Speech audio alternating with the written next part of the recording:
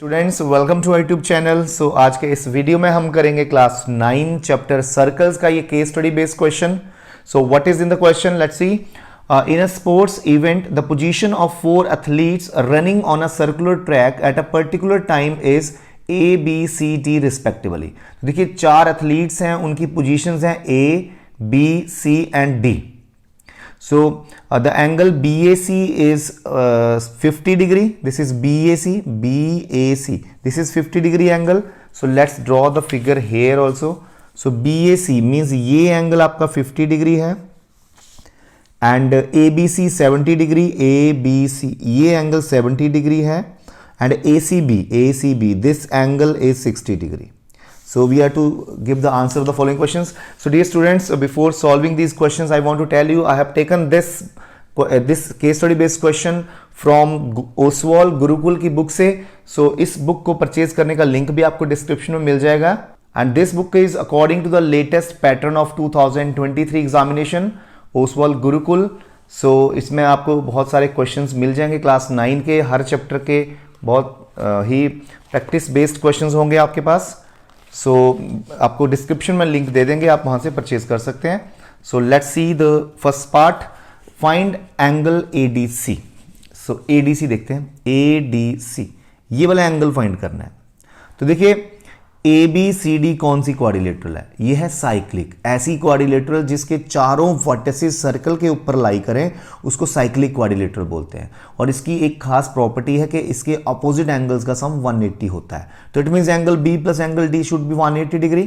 तो अगर ये 70 का है तो ये 110 का होगा फिर, क्योंकि इन दोनों का सम 180 है तो 110 आ जाएगा ये. So this is C option. And the second question is find angle AOB. तो देखते हैं AOB क्या है. AOB this angle we need to find out. ठीक है, तो देखिए ये एंगल, तो AB कॉर्ड जो है, this is AB chord. AB chord ये है और AB आर्क ये है. AB आर्क सेंटर पे बना रही है एंगल AOB.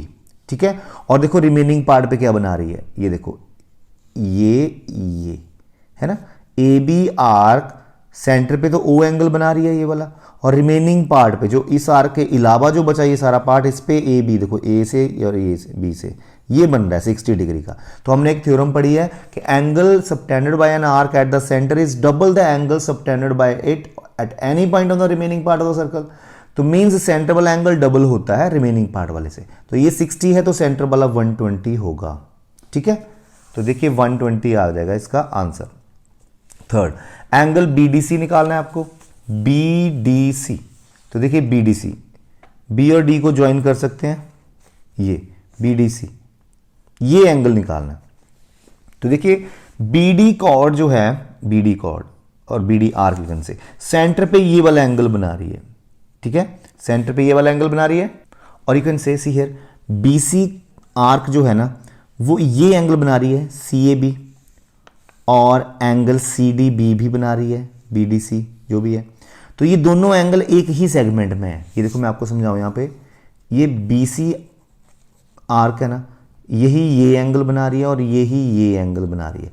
इनको बोलते हैं angles in the same segment and they are always equal. तो अगर ये 50 बना रही है ना BC, तो कोई BC आर्क 50 बना रही है ये वाला, तो ये भी इसके बराबर ही होगा, क्योंकि ये भी BC आर्क ही बना रही है, तो ये भी 50 ही होगा.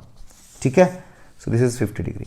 Next is if AD is equal to CD then DAC angle बताओ. बोलता अगर AD एंड CD बराबर हो, AD एंड CD, देखो AD कहाँ है, ये AD है और ये CD है. बोलता अगर ये दोनों बराबर हो, ठीक है, ये दोनों बराबर हो, तो आपको एंगल बताना है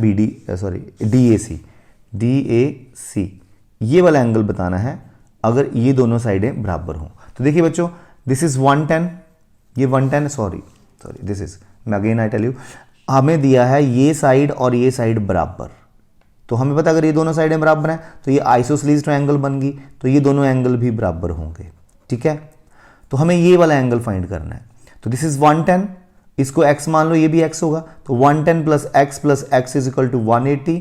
सो बन जाएगा 110 plus x is 180. So 2x हो गया और इधर जाके माइनस होकर 70 बन गया, तो x इज 35 आ जाएगा. So 35 is the correct answer here. Last question is angle OBC. OBC देखते हैं कौन सा है, OBC, ये वाला एंगल हमें फाइंड करना है. ठीक है, OBC एंगल हमें फाइंड करना है। तो देखिए OBC निकालने के लिए ये वाला एंगल निकालना है ना, OBC ये वाला, ठीक है। ये पूरा तो 70 का है ना, ये वाला निकालना है हमें। तो देखो अगर ये 120 है तो ये, क्योंकि ये रेडियस बराबर होंगे तो ये दोनों एंगल भी बराबर होंगे। तो अगर ये 120 है तो इन दोनों का सम 60 होगा, क्योंकि तभी 180 बनना है सम। तो अगर ये दोनों का सम 60 है, दोनों बराबर हैं, तो ये 30 के हो जाएंगे, ये भी 30 हो जाएगा और ये भी 30 हो जाएगा। तो ये पूरा 70 है, ये 30, तो ये 40 बच जाएगा। ठीक है जी, तो हमारा 40 आंसर आ जाएगा यहाँ पर। So this way will solve this case study based question. Thank you so much.